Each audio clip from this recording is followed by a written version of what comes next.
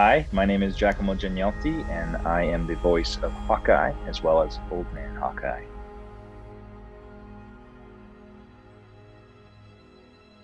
I was very excited. I was originally offered a different role, but because of the size of the role, I wasn't able to do it with my Grey's Anatomy schedule. So at first, I was sad that I wasn't going to be a part of this game. And a short while after, everyone at Square Enix came back to me and said, "Hey, I know that that character didn't work out. It was too demanding for your schedule. We have another character that we'd love for you to play. It's going to be one of our first DLC drops, and it's Hawkeye. Would you be interested in coming to play Hawkeye?" And I was like, "Oh my God, I love Hawkeye. It's an amazing character, part of the Avengers, and such a unique part of the Avengers." Sort of an underdog kind of character, and so I was really excited, and I hopped the opportunity, and yeah, for the better half of this past pandemic year, I have been in a recording booth closet in my home creating this character with all of you lovely people at Square Enix. So my approach to creating Hawkeye and sort of unique original voice and performance was two things. One was not watching and not seeing anything that had sort of been done before, as I didn't want to be influenced or create an imitation of anything that had already existed. I wanted the viewers and the players to find something new and exciting about this character that hadn't been seen before, an original take on it, however, still obviously honoring the character and his history. So from day one, everybody at Marvel's Avengers had provided me with this copy right here of My Life as a Weapon, which is an amazing comic book. It's got several comic books within the comic book, sort of a collection of Hawkeye comics. And this was the big inspiration and sort of part that everybody in the game wanted to focus on, this sort of version of Clint. And so that was sort of my Bible, if you will, of reference in this journey of creating this character and voicing him. It was all drawn from this comic book. So I found a lot of humor and wit and charm and messiness in his life. He's very disorganized.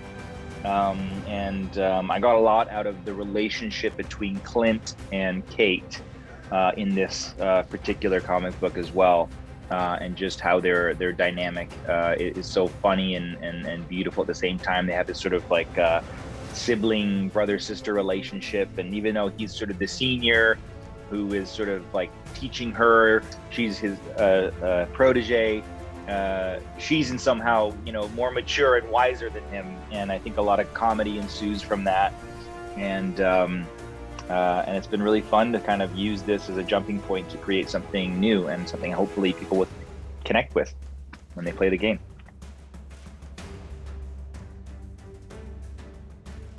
When I was younger, I definitely did a lot of archery. I had a lot of like summer camps and things like that where we would do a lot of archery. So it's definitely something I'm familiar with, but I'm in no way, no shape or form a Hawkeye level of skill. I had so much fun with him, and I just felt really connected to Hawkeye. I felt like I slipped into him really easily, and I think it was a really beautifully written game. So I think the words and the story itself was really made my job a lot easier, certainly. And being able to act off, Ashley, who plays Kate Bishop, who's an incredible actress as well. That gave me so much and made my job so much easier as well. I think the challenge was more this character that I didn't originally know I was voicing, which is Old Man Hawkeye. In the game, you're going to see Clint going several decades into the future, meeting an older version of himself in the future. And because of his isolation, because of all of his loss that he's experienced in this sort of post-apocalyptic world, all of that, a lot of his humor and charm has been stripped from him, and he's a much more serious character with much more gravitas. And so that, if any, was the challenge of really creating a separate voice, a separate character, and really differentiating those two so they really felt like two different people, even though technically it's the same character.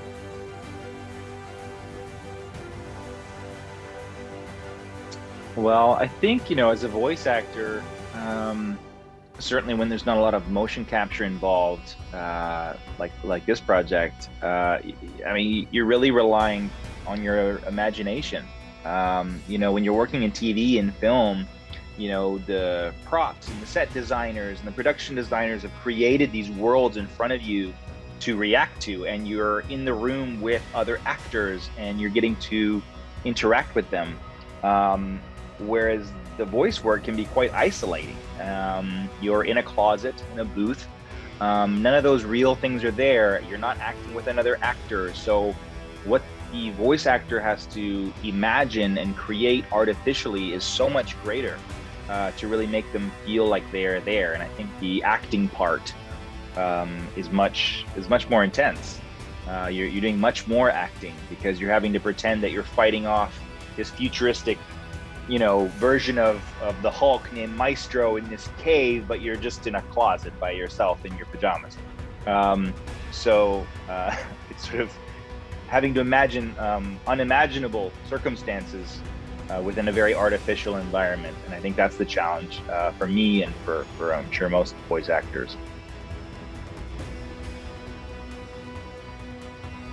Oh, when I joined Grey's Anatomy, I fangirled over Camilla, and I'm like, I have to tell you because it's going to be awkward otherwise. That I'm a huge fan of yours and of your work with Laura Croft, and I'm just a huge video game nerd. So it's just so cool to work with you and then she was like, oh my God, I didn't know that. That's so funny. And then so we had all these conversations about video games, about motion capture, and we've shared a lot of tips and secrets over the years of video game performance. And she's a terrific actress. And for anybody who's played those games, she's done a terrific job embodying that character.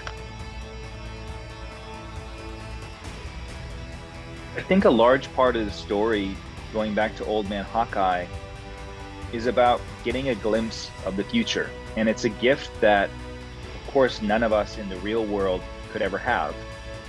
So it's interesting to be thrust into a position where you have the power to affect the present, knowing what will happen in the future and having an opportunity to correct those things. And I think as a player of a video game, it's always about the fantasy and the escape and being a version of yourself you can never be. These are the things that, draw you to playing video games, certainly draw me to playing video games. So I think seeing a reality in which you could change the course of the future by having a glimpse into it is something that we as humans could never experience. So it's such a kind of cool experience that you can have in this game. And I think, and then apart from that, just getting all the bad guys, that's going to be a ton of fun. And, Hawkeye's got so many different arrow types to play with that you can, take down your enemies in such a myriad of ways that are so, fun and creative and fast paced. And his sword obviously is a big reveal as well. So it's not just his arrows, but, he's has this whole Ronin chapter of his life where he's a skilled samurai swordsmith. So that's another big part. I think between the gameplay and where the story goes is going to be a really fun combo.